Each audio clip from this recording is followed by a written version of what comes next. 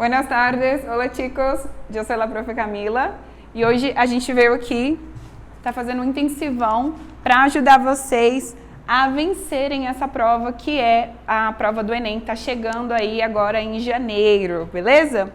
A nossa prova do Enem, ela é uma prova muito extensa e visando sempre o êxito de vocês e visando amparar vocês sempre, a gente resolveu fazer aqui duas aulinhas, uma aulinha bem teórica e uma aulinha mais voltada para a prática. Nessa aula teórica, a gente vai olhar aí um pouquinho essa história da língua estrangeira dentro do Enem, né? Como é que ela se configura ali dentro dos editais.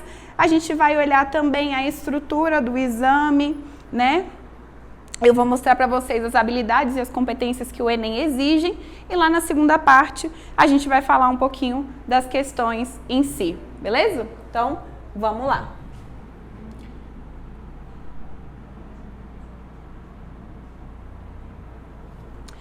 Bom, galera, as provas do Enem, elas são construídas com itens para julgamento. Então, a gente tem sempre um enunciado que vai nortear o seu pensamento com relação àquela questão, ok? A gente tem sempre que se basear pelo enunciado. O enunciado é o seu melhor amigo dentro da prova do Enem. É a primeira coisa que você vai fazer com relação à prova de língua estrangeira, beleza? Foca no comando, eu vou mostrar para vocês as habilidades que cada comando exige e isso vai facilitar o seu pensamento lá na hora de fazer a prova. Todos os itens são itens objetivos, o Enem não exige de você uma fala, não exige que você escreva, realmente ele exige uma leitura sua. Então é olhar o texto, saber entender em língua estrangeira, isso vale para a prova de espanhol, isso vale para a prova de inglês. Eles estão testando ali de você a sua capacidade de raciocínio, então presta atenção no enunciado e bora pensar aí as habilidades. Galera, vou mapear aqui com vocês as competências e habilidades que regem a prova de língua estrangeira. A gente faz parte da competência da área 2, que é conhecer e usar a língua estrangeira moderna como um instrumento de acesso a informações e a outras culturas e grupos sociais. Essas palavrinhas aqui, elas são básicas na nossa interpretação aí dos itens de espanhol. Quando a gente fala de conhecer e usar a língua, outra vez, não é falar, não é escrever, você apenas tem que entender a função social da língua estrangeira dentro de um texto. Então, a função social é o mais importante para você quando você vai fazer a sua provinha do Enem. Todos os textos são baseados em estruturas autênticas.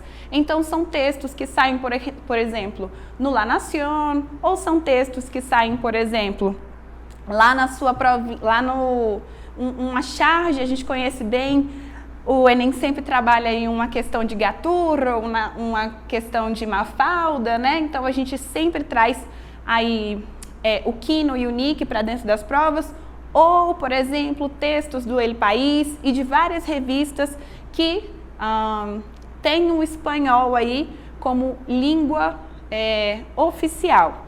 Lembrando, diferente de algumas questões que a gente de Brasília conhece lá do PAS, antigamente o PAS ele era feito com um único texto que era traduzido para as 3 línguas, não necessariamente ele era original daquela língua. O Enem nunca vai fazer isso, certo? O Enem sempre vai trabalhar com vocês com textos autênticos. Então, o mais importante é você olhar aquele texto, né? Já seja um informe ou realmente um texto de uma revista, uma propaganda, isso é muito comum no Enem, ou um quadrinho. Independente disso, é você usar esse texto para ter acesso à informação, ter acesso à cultura. Isso aqui é o basicão lá da nossa competência de área 2, de língua estrangeira moderna, e ela vai se dividindo aí, mais especificamente em cada uma das habilidades que eu vou falar aí com você agora, ok? Então, vamos lá.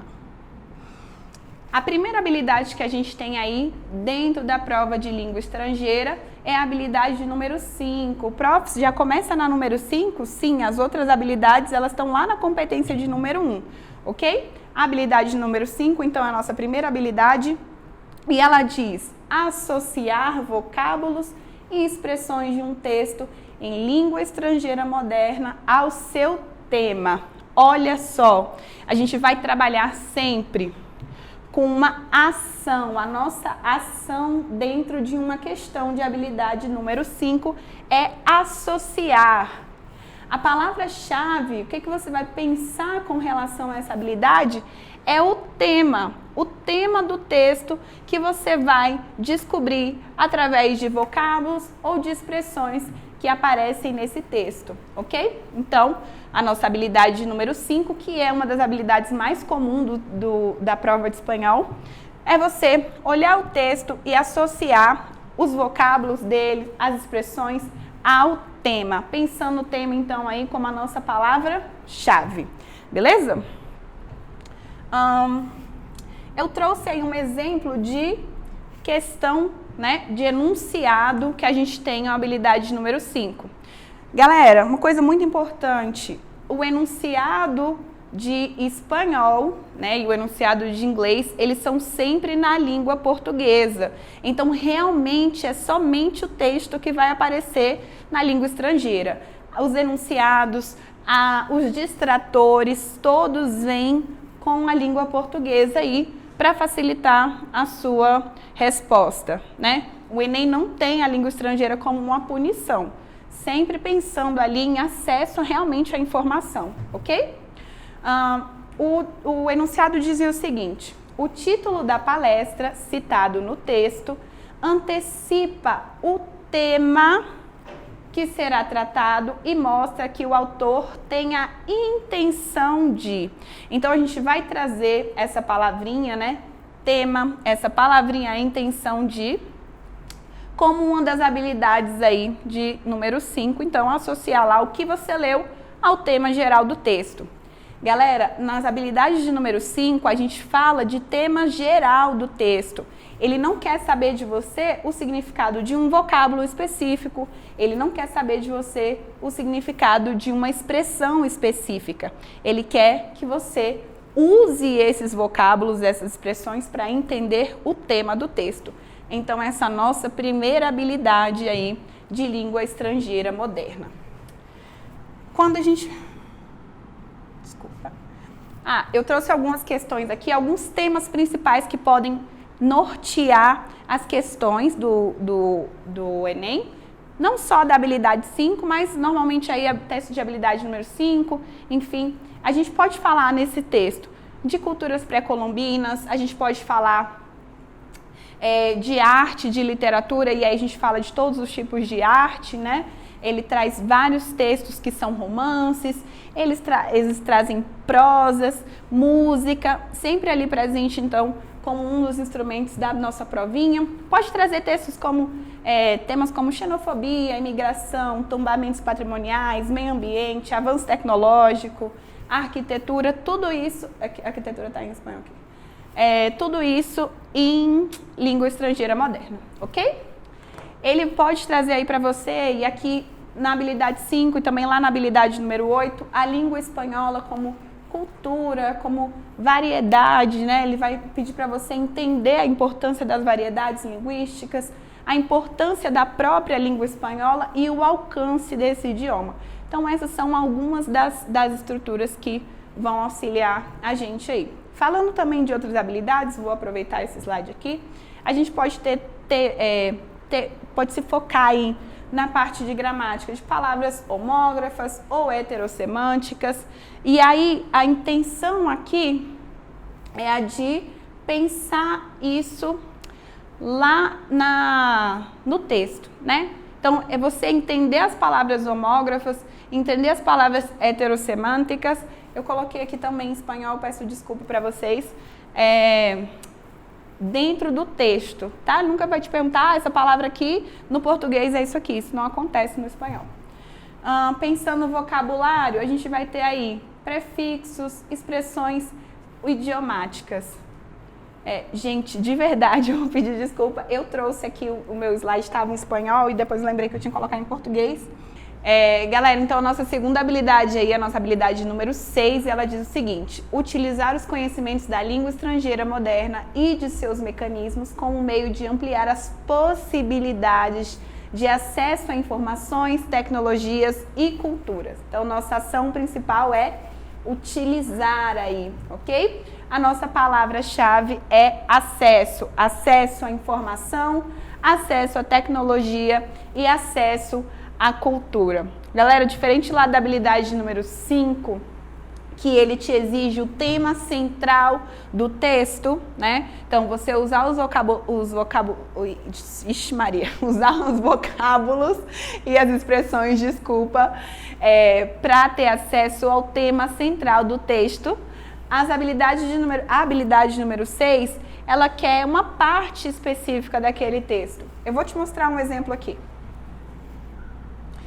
Ele diz o seguinte: o Comitê do Patrimônio Mundial reúne-se regularmente para deliberar sobre as ações que visem a conservação e a preservação do patrimônio mundial. Entre as tarefas atribuídas às delegações nacionais que participaram da 34ª sessão do Comitê do Patrimônio Mundial, destaca-se a...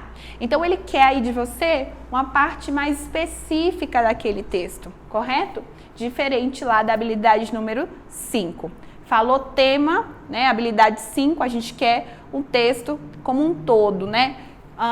Qual é o tema central daquele texto? Quando a gente fala de habilidade número 5, a gente está falando de uma informação mais específica, então uma parte mais específica do texto. Ok? Então, nossa habilidade número 6 aí. A nossa habilidade número 7, ela diz relacionar um texto em língua estrangeira moderna, as estruturas linguísticas, sua função social e o seu uso social. Aqui é aquela parte que a gente vai pensar um pouco na gramática. Só que o Enem tem uma coisa muito importante, galera. A gente nunca fala de gramática de língua pela língua, né? A gente tem que trabalhar as estruturas gramaticais dentro do texto, né? O texto tem uma função social, o texto tem uma intenção. E aquela palavra dentro daquele texto? Então, a gente tem nessa habilidade aqui essa importância aí de relacionar uma palavra, um verbo, qualquer coisa que eles uma estrutura linguística como um todo, relacionar ela para entender aí o uso social, qual é a função daquela palavrinha dentro daquele texto, pensando aí sempre a sua estrutura, sempre a sua função comunicativa. Nossa palavra-chave, então, uso social. Nunca a língua pela língua, é a língua dentro do texto, é a intenção do autor. Eu sempre falo isso para vocês, quando eu escolho utilizar uma palavra, eu passo uma mensagem com essa palavra. Qual é a mensagem que eu quero passar? Isso é exatamente o que o Enem cobra aí na habilidade número 7 de língua estrangeira moderna, ok? Tem uma questão que eu adoro, não pude trazer ela aqui para vocês, mas ela fala sobre a palavrinha ioiô, né? É uma charge da Mafalda, e ela fala um pouquinho sobre a palavrinha ioiô e compara, né, com boas, e ele vai perguntar lá sobre a estrutura daquele texto. Ela passa uma formalidade, uma informalidade entre os falantes daquele texto. Então, esse é o tipo de coisa que a gente vai pensar quando a gente fala de habilidade de número 7, ok? Vamos para a nossa última habilidade aí, que é a habilidade de número 8. Nessa habilidade, a nossa intenção é de reconhecer a importância da produção cultural em língua estrangeira como representação da diversidade cultural e linguística. Galera, o Enem aqui pode trazer temas que para você é muito polêmico. Lembre-se que você está sempre trabalhando com a informação do texto. É você olhar aquele texto e aprender a reconhecer o que ele está dizendo, né? A gente quer aprender a reconhecer a diversidade. E aí, quando a gente fala de diversidade, a gente fala de diversidade cultural. Então, por exemplo, na prova de espanhol, eu posso trazer um texto ali falando das variações do espanhol, das variedades de espanhol, né? Eu posso comparar o espanhol da Argentina com o espanhol da Espanha, ou só trazer um deles, né? E você tem que entender isso como uma diversidade lá cultural, uma diversidade linguística. Aqui a gente tem também temas como dança, típicas de algum lugar. Isso é muito comum. Então, para a gente reconhecer, e a palavra-chave, reconhecer o quê? Reconhecer diversidade, ok? Já seja cultural ou linguística. Um exemplo aí dessa habilidade número 8 é a seguinte. Sabendo-se que a produção cultural, olha, ele te dá várias dicas ali no enunciado para você reconhecer a habilidade que a gente vai trabalhar. Então, sabendo-se que a produção cultural de um país pode influenciar, retratar ou inclusive ser reflexo de acontecimentos de sua história, o tango, olha aí ele trazendo um elemento muito específico, né?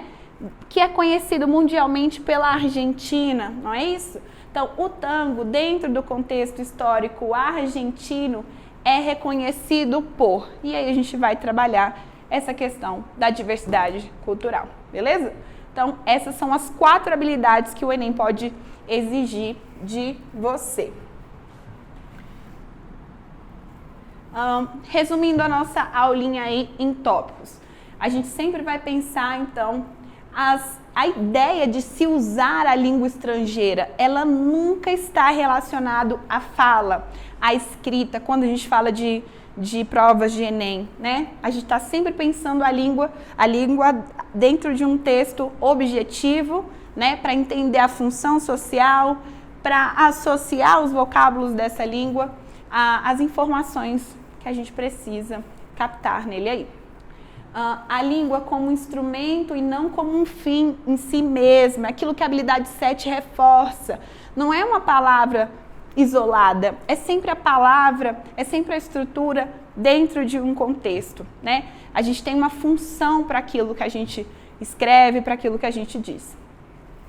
Outras culturas e outros grupos, normalmente outras culturas aqui, a gente se refere como na habilidade número 8 que eu acabei de mostrar para vocês, há culturas que talvez sejam mais periféricas, né, que são menos notadas quando fala de língua espanhola. Então, ele não necessariamente vai trazer a Espanha, que já é tão conhecida, né? Ele pode trazer ali culturas que estão mais periféricas, né, mais isoladas dessa cultura central aí do espanhol. Então, quando a gente fala isso, a gente vai falar talvez de questões de idiomas ou de variações marginalizadas. É isso que o Enem vai trazer para você. Outros grupos sociais, por exemplo, também, ok? A gente tem aí, então, fez nossa divisãozinha da provinha, certo? Lembrem sempre que toda habilidade tem uma ação, uma palavra-chave e um instrumento que vai te ajudar a alcançar aquele objetivo, aquela ação, ok? Muito obrigada, essa foi a nossa aulinha de número 1. Daqui a pouco eu volto com vocês com a nossa aula de número 2, a gente vai falar um pouquinho de prática, a gente vai trabalhar as questões em si, ok? Tchau, tchau! Então, galera, vamos voltar aqui à nossa segunda metade da aula, né? A gente vai, então, para a nossa aulinha de número 2, onde a gente vai fazer a análise prática das questões do Enem. Lembrando que a questão do Enem é uma questão muito extensa, né? A gente está acostumado com um texto para vários itens quando a gente pensa a estrutura de paz aqui em Brasília, mas a questão do Enem ela é um pouco mais extensa, então a gente tem que ter algumas habilidades aí para usar durante a nossa resolução. E eu vou te dar uma dica que não é minha, essa dica é emprestada de um professor que vocês conhecem muito bem, que é o professor Lucas. Galera, quando a gente fala de questão de Enem, a gente vai usar um método que ele chama de ETA. O que é o ETA? Galera, enunciado. Então, a primeira coisa que você vai fazer quando você abrir a sua provinha do Enem, é olhar o enunciado. Você vai identificar o que esse enunciado quer de você. E depois a gente vai ver o texto e, enfim, julgar as alternativas aí que são disponibilizadas, ok? Então, enunciado, texto, alternativa, beleza? Nossos textos aqui, as nossas questões, eu vou sempre destacar a habilidade para vocês lá no rodapézinho do slide e também a prova onde vocês encontram essa questão. Não todas as provas do Enem têm todas as habilidades. Vocês vão ver, na verdade a gente escolheu aqui as questões de 2018, vocês vão ver que às vezes eu repito uma habilidade, né? E eu retiro uma outra. Lembrando que são 4 questões, 4 habilidades, 5 itens e que essas habilidades não necessariamente todas vão aparecer. Posso repetir. Lembra lá? São selecionadas de um banco de questões. Então, eles podem trazer habilidades diferentes, ok? Então, vamos lá. Lembrando que a primeira coisa que a gente tem que fazer é ler o enunciado. Isso é o mais importante da prova do Enem para você ganhar tempo. A prova é muito extensa, a gente não pode começar direto pelo texto, apesar desse texto ser bem chamativo. O enunciado diz o seguinte: na introdução do romance, lembra que eu te falei que é a primeira parte lá do texto? O narrador resgata lembranças de Plácida Lineiro. Então, a gente quer... Olha o que a gente está falando, de um resgate aí das lembranças de uma pessoa específica, Plácida Lineiro, relacionadas a seu filho Santiago Nassar. Nessa introdução, o uso da expressão augúrio aciago remete a... Então, o que a gente quer entender aqui dentro? Olha, isso aqui é uma questão de habilidade número 7. A gente vai relacionar estruturas desse texto, nesse caso, essa expressão aqui específica, com a sua função dentro daquele texto, seu uso social. Então, vamos lá. O texto diz... Agora a gente pode ir no texto. Se achar a partezinha lá da Plácida Lineiro, já fica ligado que é a parte que nos interessa. El día en que lo iban a matar, Santiago Nassar se levantou a las 5:30 de la mañana para esperar el buque em que chegava el obispo. Então, no dia em que iam matá-lo, olha lá, uma pausinha aqui para a gente comentar esse lo, que é um pronome complemento que está retomando alguém que a gente já falou, na verdade, que a gente vai falar aqui nesse texto, que é o Santiago Nassar, ok? Então, isso aqui talvez não seja uma coisa que o Enem cobra, o Enem não cobra a estrutura pela estrutura, lembra lá, sempre o uso dentro do texto, a função social daquilo, mas isso pode te ajudar em outras bancas aí, como a própria UNB, ok? Então, no dia em que iam matá-lo, Santiago Nassar se levantou às 5:30 da manhã para esperar o buque. O buque é como se fosse um navio aí, em que chegava o obispo. Havia sonhado que atravessava um bosque de higuerones, donde caía una llovizna tierna, e por un instante foi feliz en el sueño, pero al despertar se sintió por completo salpicado de cagada de pájaros. Então, o texto, essa segunda parte diz: tinha sonhado que atravessava um bosque de figueirões, onde caía uma chuvinha, né? A gente chama garoa aqui em Brasília, garoa. Uma chuvinha terna, tranquila. E, por um instante, foi feliz no sonho, mas, ao despertar, se sentiu por completo salpicado de cocô de pássaro. Isso aqui é uma característica muito típica do Gabriel Garcia Marques. Ele traz elementos que são fora do comum para dentro da sua literatura como algo natural. Então, ele acordar aqui, salpicado de cocô de pássaros, é como se fosse acontecimentos mágicos do nosso dentro do nosso cotidiano como algo possível, algo verdadeiro. Muito típico lá do Gabriel Garcia. Vocês vão ver isso na obra dele com muita frequência. Voltando lá, dizia: sempre sonhava com árvores, me dijo Plácida Lineiro, su madre, evocando 27 anos depois os pormenores de aquele lunes ingrato. Então, sempre sonhava com árvores, me disse Plácida Lineiro, a sua mãe, evocando 27 anos depois os pormenores daquele lunes, né? Aquela segunda-feira ingrata. Lembrando aí, galera, também muito importante no espanhol identificar as palavrinhas, os gêneros dela. Lunes e todos os outros dias da semana são masculinos. Então, os adjetivos que se referem a ele também vão ser masculinos. Aquela segunda-feira ingrata. La semana anterior había soñado que iba solo en un avión de papel de estaño que volava sem tropeçar por entre los almendros. Então, na semana anterior, ele tinha sonhado que ia sozinho num avião de papel que voava sem tropeçar entre os almendros, né? Árvore da almendra e amêndoa. Me dijo, tenía una reputación muy bien ganada de intérprete certera de los sueños ajenos, siempre que se los contaron en ayunas, pero no había advertido ningún auguro aciago en estos dos sueños de su hijo, ni en los otros sueños con árboles que él le había contado en las mañanas que precedieron a su muerte. Então, ele tinha uma reputação muito bem ganhada aí de intérprete certeira dos sonhos alheios. Sempre que alguém contava a ela em jejum, mas não tinha advertido, não tinha percebido nenhum augúrio aciago. Galera, isso aqui, ó, é o que a gente chama em português de mau agouro, mau presságio, beleza? Aciago é alguma coisa infeliz, alguma coisa triste, enfim. E o próprio presságio aqui, né? Então ela não tinha advertido, não tinha percebido nenhum mau presságio nesses dois sonhos do seu filho, nem nos outros sonhos com as árvores que ele tinha contado nas manhãs que precederam a sua morte.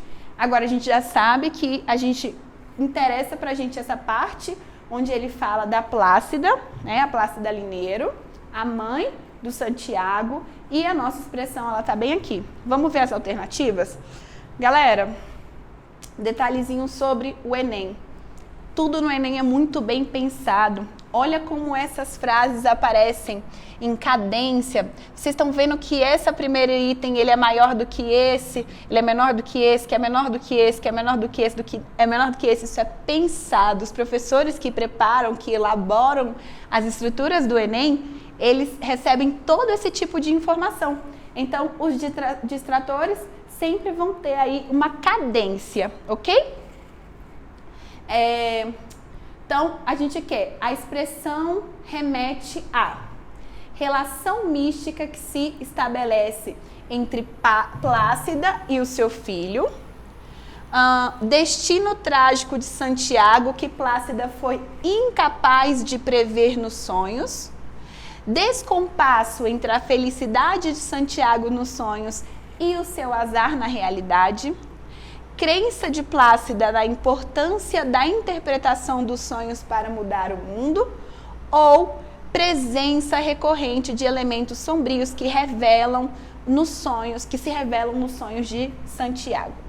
Uma outra característica aí também do Enem, galera, é que se você pensar no texto como um todo, quando a gente fala de uma habilidade número 7, você sempre vai encontrar alguma coisa no texto que te remeta aquela parte, né, aquele distrator. Mas a gente vai focar em quê? Sempre no enunciado. É o enunciado, igual eu falei para vocês na aula 1, é o enunciado que você respeita, é o enunciado que te conduz. Os distratores do Enem são muito bem pensados, né? Mas a única resposta possível é aquela que respeita o nosso enunciado. Lá no enunciado ele quer saber exatamente da expressão augúrio aciago, né? Mau presságio. A gente tem aí, ó, ela reclama que ela não tinha percebido que o filho dela ia morrer. Lembra lá no texto ele fala que ele ia morrer? Ela não tinha percebido, né, esse destino trágico do Santiago. apesar dele ter contado os sonhos para ela. Nossa respostinha aí, a letra B, ok?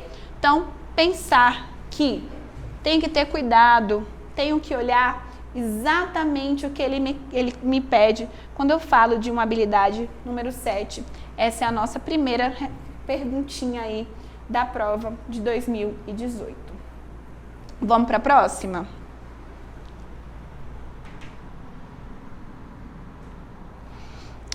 Eu falei para vocês que os temas que a gente encontra no Enem, literatura, arte como um todo, né?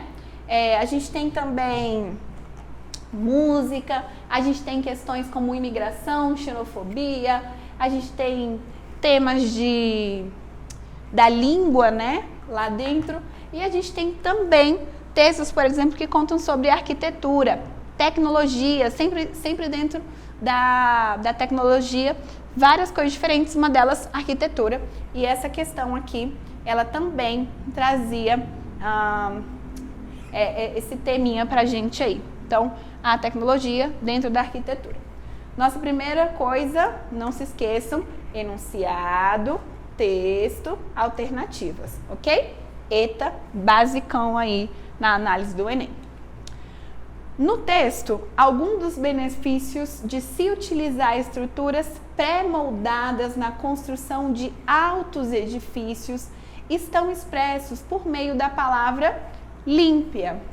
Essa expressão indica que, além de produzir menos resíduos, então ele já está te falando, a palavrinha limpa serve para dizer que produz-se menos resíduos. Além disso, o uso desse tipo de estrutura, e aí a gente vai descobrir lá no texto para que serve o límpia.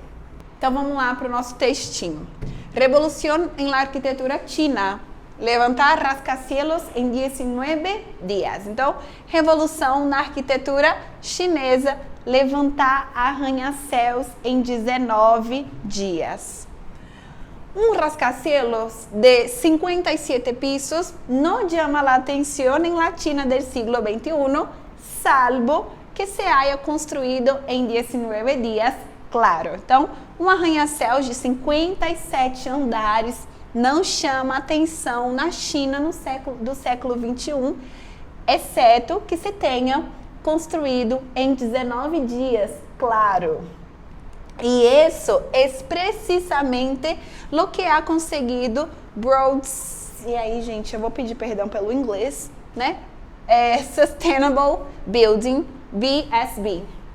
Uma empresa dedicada à fabricação de purificadores de aire e de equipos de aire acondicionado para grandes infraestruturas que agora se han empenhado em liderar uma revolução com seu próprio modelo de arquitetura modular pré-fabricada. Então ele diz aí, e isso é precisamente, né, isso, construir 57 andares em 19 dias, é precisamente o que conseguiu a BSB, uma empresa dedicada à fabricação de purificadores de ar e de equipamentos de ar-condicionado, português, né?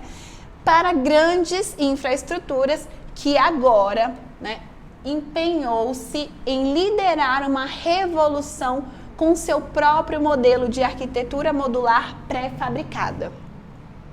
Como subraya su presidente, Sun Yu, é uma fórmula econômica, ecológica, segura e límpia.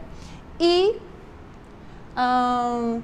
olha aqui o nosso límpia, né? Então, como destaca, né, o seu presidente Sun Yu, é uma fórmula econômica, ecológica, segura e límpia. Então, até agora a gente viu, estão construindo arranha-céus em 19 dias, de 57 andares lá na China. Essa empresa, BSB, é a responsável, não é isso? Eles são, na verdade, construtores de ar-condicionado para grandes empresas, aí para grandes infraestruturas, e agora eles têm um modelo de arquitetura modular pré-fabricada. Aí ele fala, esse modelo é econômico, é ecológico, é seguro e é limpo. Lembra lá que o nosso enunciado quer que a gente pense um pouquinho sobre essa palavra limpia. Para a gente não perder o texto aqui, vamos continuar.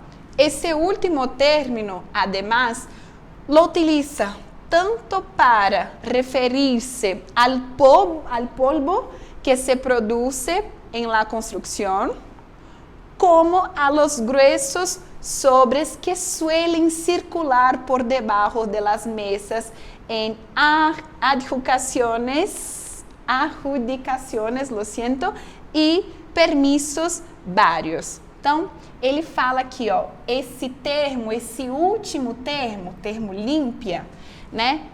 Além disso, se utiliza tanto para se referir ao pó, né? A poeira. Olha aqui um falso amigo. Al polvo, polvo, poeira. A poeira que se produz na construção, como aos grossos sobres. Olha outra falso amigo aqui, né? O sobre no português é, por exemplo, essa caneta estava sobre a mesa antes de eu pegar. Em espanhol, esse sobre, claro, além disso, pode ser também, especialmente quando tem no plural, né? Envelopes. Então ele fala. Então, além do polvo da poeira que se produz na construção, como os grossos envelopes que costumam circular por debaixo das mesas, né, em adjudicações e permissões variadas. Quiero que nuestros edificios alumbren una nueva era en la arquitectura y que se conviertan en símbolo de la lucha contra la contaminación y el cambio climático, que es la mayor amenaça a la que se enfrenta a humanidade sentencia. Então ele fala aí, ó, eu quero que os nossos prédios iluminem, abram as portas, aí vou fazer uma tradução mais livre, para uma nova era na arquitetura e que se convertam num símbolo da luta contra a contaminação, contra as mudanças climáticas, que é a maior ameaça que se enfrenta, que a humanidade enfrenta, e é a sentença dele. É como montar um Lego. Apenas hay subcontratación, lo cual ayuda a mantener un costo bajo y un control de calidad estricto y nos permite eliminar también la corrupción inherente al sector, explica la vicepresidenta de BSB y responsable del mercado internacional, Jin Yang. Então ele fala aí, ela fala, é como montar um Lego. Você somente, essa palavrinha que ela pode ser um falso amigo, né? Em alguns contextos, como aqui ele significa só, e aqui em outros contextos ele pode ser o casi no do espanhol, né? Que é o quase não do português. Então, cuidado, aqui ele é um cognato verdadeiro. Então, somente a subcontratação, o que ajuda a manter um custo baixo e um controle de qualidade estrito e permite que a gente elimine também a corrupção que é inerente ao setor, a arquitetura aqui, né? O setor que ele está falando. Explica a vice-presidente da BSB e responsável do mercado internacional, Jin Yang. Então, esse é o nosso textinho, a gente tem limpa aqui e a partir daí toda essa parte vai explicando o que ele quer dizer com limpa. Vamos lá, o limpa no texto é não solta poeira, polvo e não circula sobre, não tem corrupção, não tem lá envelopinho passando por debaixo da mesa, né? A gente fala no Brasil passar por debaixo da mesa as coisas. Então, essa expressão indica que além de produzir menos resíduos, né, não tem poeira, o uso desse tipo de estrutura, a estrutura modular, pré-fabricada, limpa, que ele chamou, reduz o contingente de mão de obra, de fato reduz, mas não é isso que significa o limpa. Inibe a corrupção na construção civil. Olha lá, de cara a nossa respostinha. Eu vou ler o resto com vocês, mas quando ele fala lá de sobre, né, não circula os envelopes por debaixo da mesa, por debaixo dos panos, A gente tem aqui, então, a inibição de corrupção. Ela fala isso 2 vezes para você. Ela fala não circula, né? E ela fala aqui combate, permite eliminar a corrupção que é inerente ao setor. Facilita o controle de qualidade da obra, não tem nada a ver com a palavrinha limpa, apresenta um modelo arquitetônico conciso ou otimiza os custos da construção de edifício. Vocês estão vendo que todos os distratores, em algum contexto do texto, são verdadeiros, né? Cada um deles tem uma parte do texto que pode representar. A diferença, a grande diferença, é o que o enunciado te pede para fazer. Ele pede para você analisar apenas a estrutura, né, dessa palavrinha limpa, que tem vários significados e dentro deste contexto significa sem corrupção, beleza? Então, nossa respostinha aí, letra B, questãozinha mara pra gente de Enem. Vamos lá para a próxima?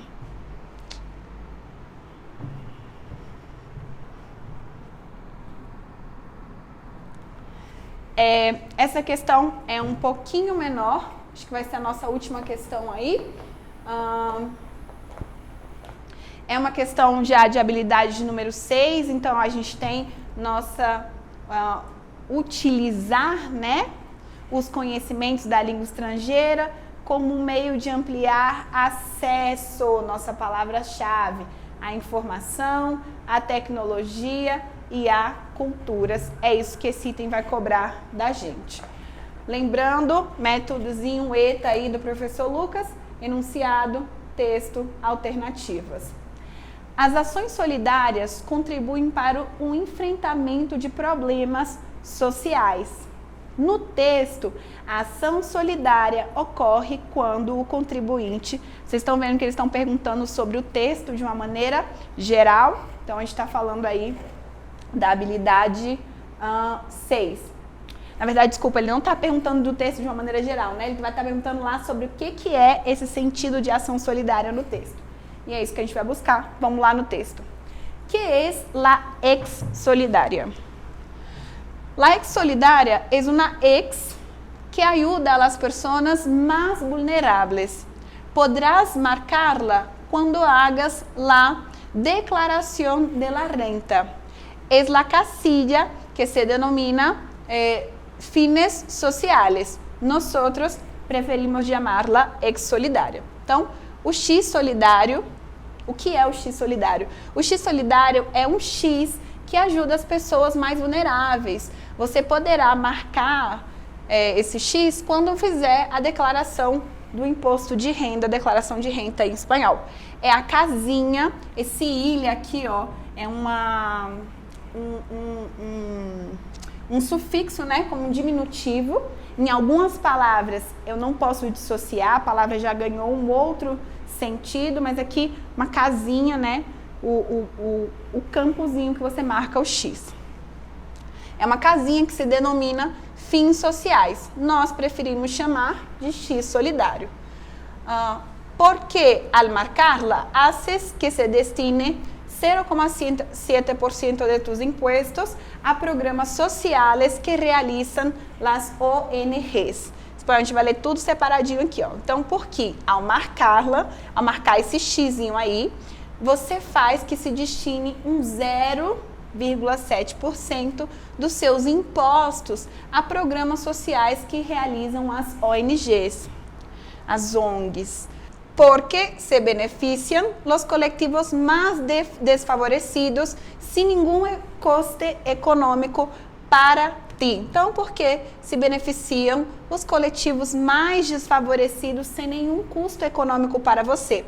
Porque não marcarla é tomar uma atitude passiva e deixar que seja o Estado quem decida o destino dessa parte dos tus impostos. Porque não marcá-la é tomar uma atitude passiva, é deixar que seja o Estado quem decida o destino dessa parte dos seus impostos. E porque marcando você se converte no contribuinte ativo solidário. Então, as alternativas aí, a gente está então procurando no texto, a ação solidária, ela ocorre quando? delega ao governo o destino de seus impostos, escolhe projetos que terão isenção de impostos. Então, eu marcando meu X solidário, eu estou delegando ao governo o destino dos seus impostos, né? Isso é uma ação solidária. A ação solidária é essa: escolher projetos que terão isenção de impostos, destinar parte dos seus impostos para o custeio de programas sociais, determinar a criação de impostos para a implantação de projetos sociais, seleciona programas para beneficiar cidadãos vulneráveis socialmente. Galera, ao marcar o X, você não está delegando, você não está escolhendo os projetos, você não vai selecionar os programas e você muito menos vai determinar a criação desses impostos, de novos impostos. Você apenas vai destinar uma parte, 0,7% dos seus impostos, para os programas solidários aí, os programas sociais. Então, essa nossa terceira e última questão. Diquinhas aí, galera, leia o enunciado, depois o texto e as alternativas. Não esqueçam disso, ok? Para ganhar tempo, porque você já percebe ali no texto qual a parte que você tem que se fixar mais. Marquem com consciência. Essa prova é muito importante para você. É um novo exame de grande escala aí que vai te deixar entrar na universidade dos seus sonhos. Muito obrigada por estar comigo até agora. Vejo vocês. Um beijo. Tchau, tchau.